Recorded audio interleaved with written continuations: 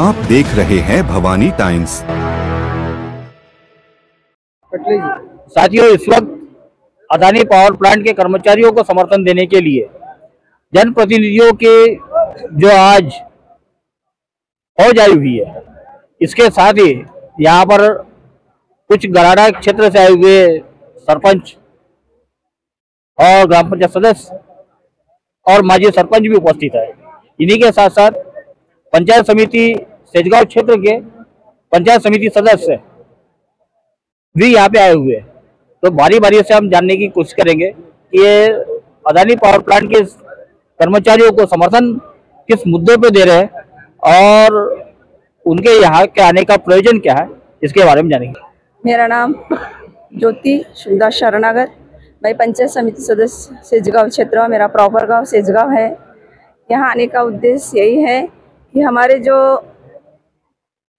यहाँ Adani power plant में जो कामगार वर्ग काम करते हैं और उनकी जो मांगनी है और जो उन्होंने ये आंदोलन रखे हैं अपने हक के लिए जो लड़ रहे हैं, तो उन्हें उनके हक का मुबदला मिलना चाहिए।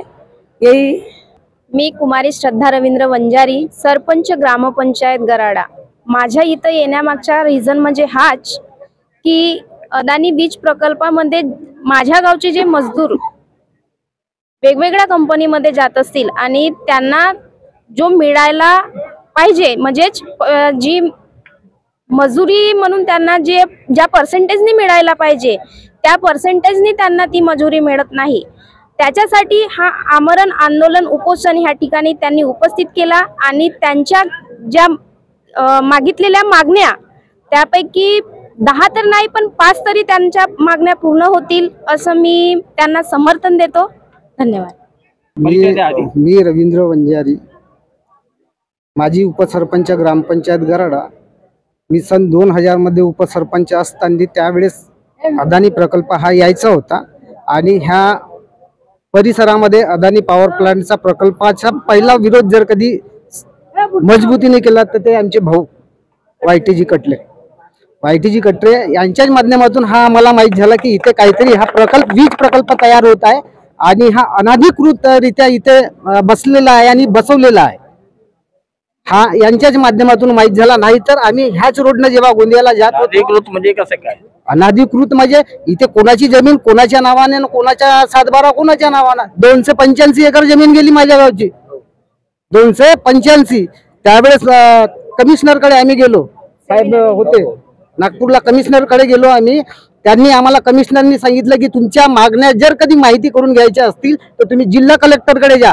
आम्ही जिल्हा कलेक्टर कडे गेलो, त्यांनी आम्हाला एसडीओ कडे फिरवले, एसडीओ कडे गेलो, एसडीओ कडून आम्हाला उत्तर मिळाला की आमची जिम्मेदारी एवढीच होती की ज्यांची आम्ही जमीन एकरच्या मानाने घेतलेली आहे त्यांना त्यांचा मोबदला किंवा त्यांचे पैसे परत भेटले किंवा नाही भेटले एवढीच आमची जिम्मेदारी आहे, बाकी अदानीशी आमचा काही घेणं देणं नाही। मग प्रश्न आम्हाला हा निर्माण झाला की ज्याच्याकडे आम्ही नियमाच्या आधार आणि नियमाला अनुसरून ज्या मागणीच्या किंवा कोणतीही नियमाची जाणीव करून घेण्यासाठी हे जे नुमाइंदे शास्त्रानं बसवलं नाही, हेच जर कधी अशा पद्धतीच्या आम्हाला उडवाउडी उत्तर कधी देत असतील तर कोणाकडे न्याय मागावा। म्हणून आम्ही तो त्यांचा पत्रव्यवहारही बंद केला। तेव्हापासून त्या अदानीमध्ये आमचं काही घेणं नाही ना देणं नाही। मागच्या वेळेस मी माझ्या गावच्या नाल्याच्या खडीकरणाच्या कार्य म्हणजे MREGS मधून काम चालू केलं। अदानीचं पाणी बंद केलं आम्ही, त्यावेळेस आम्हाला गालबोट लागलाही की अदानीच्या पैशासाठी ह्या लोकांनी तो नाल्याचं पाणी बंद केलं आहे म्हणून। पण प्रश्न असा होता की नाला माझ्या गावच्या आणि पूरबाधित गाव असल्यामुळे नाला सरळीकरण करणे हा 100% सत्य होता। पण आताही तो आमचा 5 लाख रुपयाचा फंड जसा तसा पडलाय। पाणी बंद करायला जेव्हा जेव्हा सांगतो आम्ही किंवा पाणी बंद नाही करत असाल तर शुद्ध पाणी जरी पाठवा ते काही ऐकत नाही। पाणी दूषित असतं, पाणी तर दूषित आहे, पाणी 100% दूषित आहे। येलो कार्ड मिळते आमच्या गावाला, तरीही वारंवार त्यांना पत्र देऊन तोंडी हे सगळं काही होते, आमची प्रोसेस करतो आम्ही। खरोखरच भाऊनं म्हटलं की ईस्ट इंडिया कंपनी आहे, हे खरोखरच ईस्ट इंडिया कंपनी। लोक कामाला लागले तुमच्या इथले? अदानी पॅरारोल एकही नाही, तालुक्यात एकही नाही। अदानीमध्ये जमीन गेली ह्या आधारावर कोणत्याही माझ्या गावच्या लोकांना काम मिळालेलं नाही। त्यांनी आपल्या कुशल नेतृत्वावर तिथे काम मागितलं आहे, त्यांना त्यांच्या कुशल नेतृत्वावर मिळाला आहे. पण माझ्या गावची 285 एकर जमीन गेली आणि हा गाव ह्या बाधित आहे.